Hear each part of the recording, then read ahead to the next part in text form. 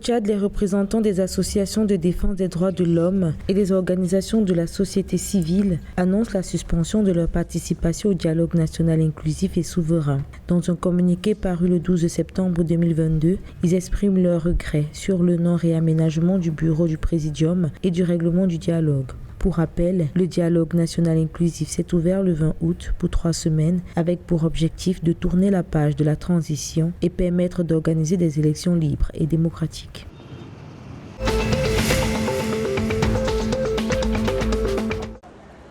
En Centrafrique, le mouvement Les Cœurs Unis, parti au pouvoir, affirme soutenir la rédaction d'une nouvelle constitution.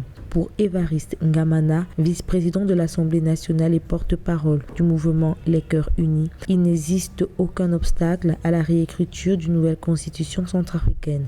Pour rappel, plusieurs partis politiques ont déjà manifesté leur opposition à ce projet.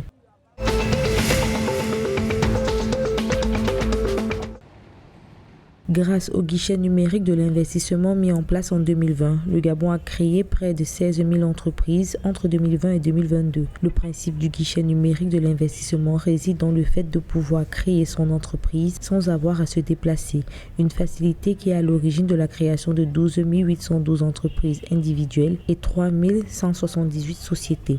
Outre les gains de temps, il permet aussi de réduire les interactions entre les promoteurs et les services administratifs, ainsi que de lutter contre la corruption et le secteur informel.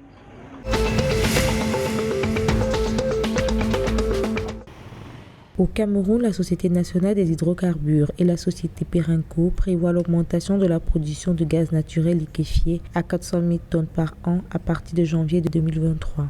Cette projection permettra de porter la production annuelle totale de gaz naturel liquéfié à 1,6 million de tonnes à partir de janvier 2023. En plus de l'augmentation de la capacité, Perenco et la SNH entendent forer 3 puits de gaz naturel supplémentaires et moderniser les installations afin de soutenir de nouvelles augmentations de la production.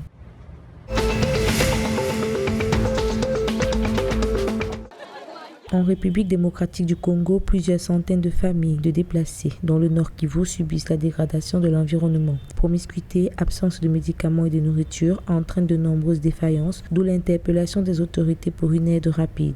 Le chef de division provinciale de l'action humanitaire, Kazika Kibati, affirme que les plaidoyers en faveur d'une aide sont en cours au niveau du gouvernement central et des partenaires pour pallier à cette situation.